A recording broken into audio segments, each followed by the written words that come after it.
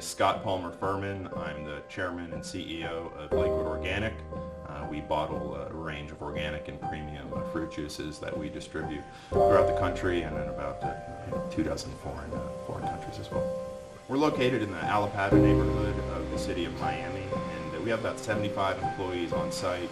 When you take away the driver's license from your employees, it makes it incredibly onerous for them to come to work. So it's hindering the process that we're trying to make. If you're trying to get people to be a contributing member of society, if you take away their means of getting to their employment, you're not only hurting them, you're hurting the employers. I need employees. I think unemployment level is at 3.9%. So to take people out of the workforce at a time like this when we're trying to grow the economy, it doesn't make any sense.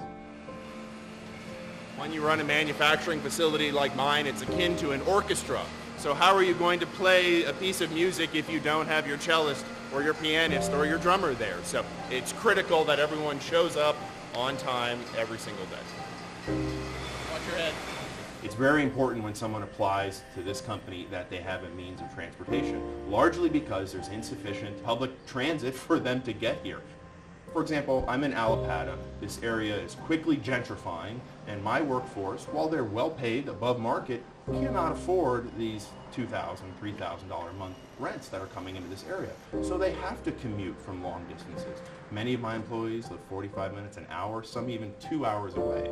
If you took away their means of transportation, they would be quickly out of a job. It was a court fine that I was supposed to pay. At the time I was indigent, didn't have a job. It went into collections, and then from collections it just went higher and higher. How hard it is to have a suspended license and still work, it almost makes it impossible.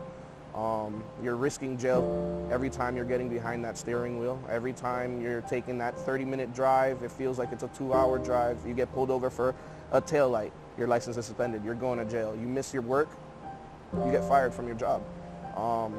It makes life very, very hard, very hard.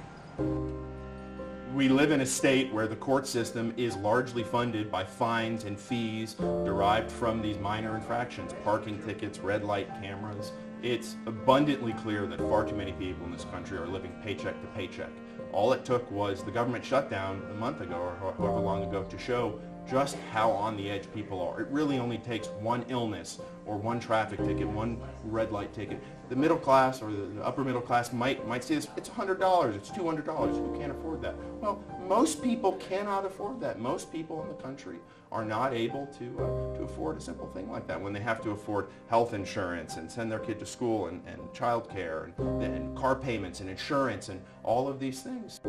Of course, people should follow the law. People should be driving according to the law, but everyone makes mistakes, and someone's address is not exactly where they're living, and they get mailed this ticket that they're not even aware that they have, and then they're driving around and they haven't gone to court, they haven't paid the ticket because they're not aware of it, at which point a court suspends their license. Now they're driving around on a suspended license, so it's just a cycle that just gets worse and worse.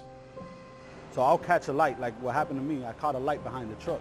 So the light turned red as I was turning. I got caught in the camera light. So when they suspended my license, it wasn't possible for me to make it here on time. Public transportation from the route to downtown Miami is hectic. Please don't just take away somebody's license because they can't pay. It makes it hard for them to provide for their family.